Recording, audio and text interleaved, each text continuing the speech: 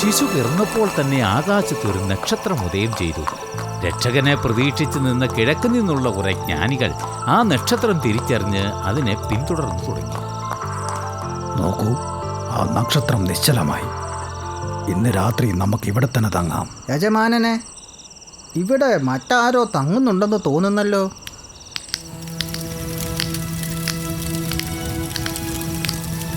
ഒരു കാര്യം ചോദിച്ചോട്ടെ, നിങ്ങളെല്ലാവരും എങ്ങോട്ടേക്ക് പോകുന്നു? ഞങ്ങൾ ആ നക്ഷത്രത്തെ പിന്തുടരുകയാണ്. അത് ഞങ്ങളെ രക്ഷകന്റെ അടുത്തേക്ക് നയിക്കുമെന്ന് കരുതുന്നു. ഇസ്രായേലിന്റെ രക്ഷകൻ. ഞങ്ങളും ആ നക്ഷത്രത്തെ തന്നെയാണ് പിന്തുടരുന്നത്. ഞങ്ങൾ കിഴക്ക് നിന്നുമാണ് വരുന്നത്. കുറേ ദിവസങ്ങളായി അതിനെ തന്നെ പിന്തുടരുകയാണ്.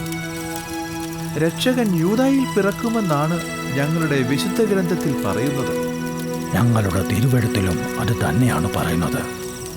ഇന്നു രാത്രി നമുക്കിവിടെ തന്നെ വിശ്രമിക്കാം. നാളെ രാജകൊട്ടാരത്തിൽ പോയി നമുക്കിതിനെക്കുറിച്ച് അന്വേഷിക്കാം. പക്ഷേ ഹെരോദേസ് രാജാവ് നിങ്ങളെ സഹായിക്കുമെന്ന് കരുതുന്നുണ്ടോ? അതെനിക്കറിയില്ല. നമുക്ക് പോയി നോക്കാം. രക്ഷകനെ അന്വേഷിച്ചിറങ്ങിയ ജ്ഞാനികൾ ജെറുസലേമിലെ ഹെരോദേവിന്റെ കൊട്ടാരത്തിലെത്തി. യഹൂദന്മാരുടെ രാജാവും ലോകത്തിന്റെ രക്ഷകനുമായ ആളെ അന്വേഷിച്ചാണ് ഞങ്ങളിവിടെ എത്തിയിരിക്കുന്നത്. ഓഹോ, പക്ഷെ നിങ്ങൾ എങ്ങനെയാണ് ജെറുസലേമിൽ എത്തിച്ചേർന്നത്? ഒരു നക്ഷത്രം. ആ നക്ഷത്രമാണ് ഞങ്ങളെ ഇവിടേക്ക് നയിച്ചത്. പ്രഭു, ഈ കുട്ടി എവിടെയുണ്ടെന്ന് അങ്ങേക്കറിയാമോ? ഞങ്ങൾക്ക് അവനെ കാണാൻ ആകാംക്ഷ തോന്നുന്നു. പുരോഹിത, ഇവരെന്തൊക്കെയാണ് ഈ പറയുന്നത്? യഹൂദരുടെ രാജാവോ?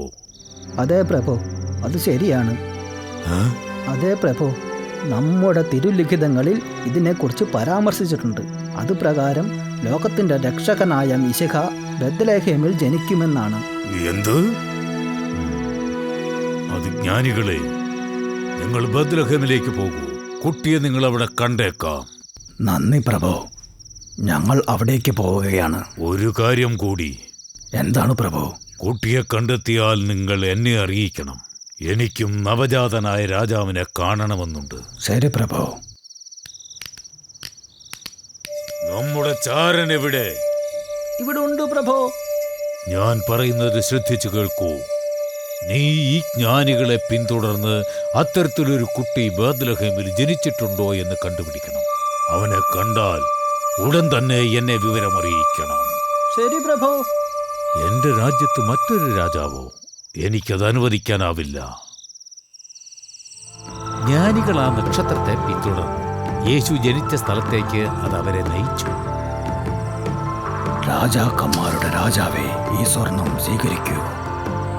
സ്വർഗത്തിന്റെ മഹാപുരോഹിതന് ഈ കുന്തിരിക്കം ഞാൻ സമ്മാനിക്കുന്നു. ഇതാ നിന്റെ സേവകൻ തരുന്ന ഈ മീറ നീ സ്വീകരിച്ചാൽ ഞങ്ങളുടെ യാത്ര വിഫലമായില്ല. ദൈവം തൻ്റെ പ്രഭാവം വെളിപ്പെടുത്തിയത് ഒരു കൊട്ടാരത്തിലല്ല, മറിച്ച് ഒരു പുൽത്തൊട്ടിലിൻ്റെ ലാളിത്യത്തിലാണ്. അതെ അതെ, ഇതിലും നല്ലൊരു സ്ഥലം വേറെ ഉണ്ടാകില്ല. ഇവൻ മിശിഹയാണ്, ഈ ലോകത്തിൻ്റെ രക്ഷകൻ. ഇവനെ സംരക്ഷിക്കണം. തീർച്ചയായും ഇവിടേക്ക് വന്നതിന് നന്ദി. രക്ഷകനെ കണ്ടതിന് ശേഷം ജ്ഞാനികൾ അവരുടെ പട്ടണങ്ങളിലേക്ക് മടങ്ങിപ്പോയി. രാജാവിൻ്റെ ചാരന്മാർ അവരെ പിന്തുടരുന്നുണ്ടെന്ന് അവർക്ക് മനസ്സിലായപ്പോൾ വേറെ വഴികളിലൂടെയാണ് തിരികെ പോയത്.